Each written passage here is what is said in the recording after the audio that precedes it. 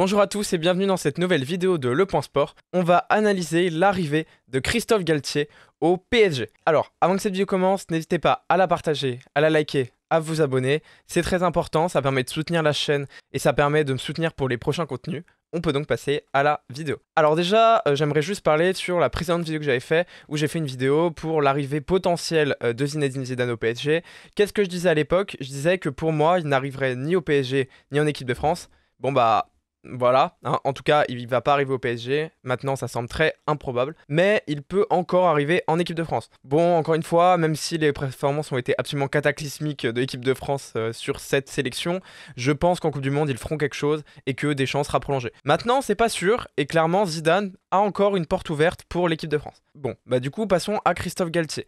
Qu'est-ce que Christophe Galtier vaut? Où en est un peu la négociation? Bon, bah maintenant, c'est assez clair. Il arrive au PSG. Voilà, tout le monde est d'accord. Toutes les parties sont d'accord, les journalistes tweetent et se mettent sur le même plan.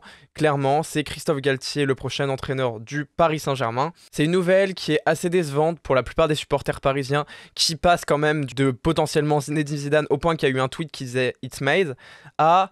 Bah Christophe Galtier, j'avais dit dans la vidéo, et j'avoue c'est un peu dur, j'avais dit Christophe Galtier c'est le Zidane du Wish. Bon, j'ai clairement abusé, là on va parler quand même de son profil, et ça reste un entraîneur intéressant.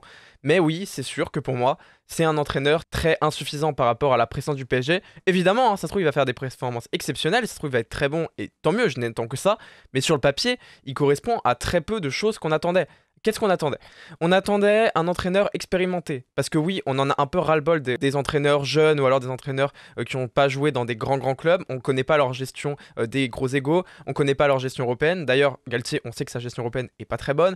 On ne sait pas si tactiquement, ils ont été capables de grandes choses avec des grands joueurs. Et donc, on voulait un top coach. Voilà, c'est normal de vouloir un top coach dans un grand club. Regardez tous ceux qui ont gagné récemment, que ce soit le Real, que ce soit Liverpool, bah, ça a toujours été avec des top clubs. Manchester City qui est pas loin, c'est Pep Guardiola. C'est très rare d'arriver au haut niveau sans top coach.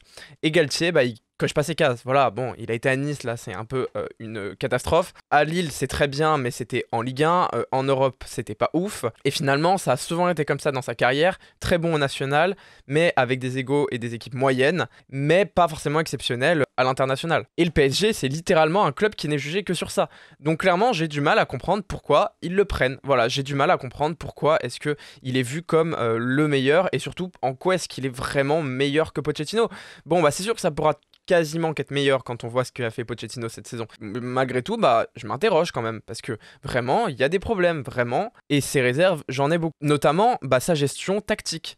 Pourquoi est-ce qu'on va prendre un Christophe Galtier qui est connu pour finalement ne pas prôner un jeu flamboyant? Regardez les profils, regardez ce qu'aime le Qatar et ce qu'aime normalement le PSG.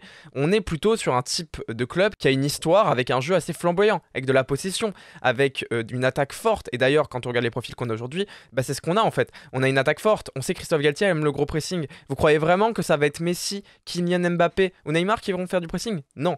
Donc clairement, en termes de profil, je pense que c'est raté.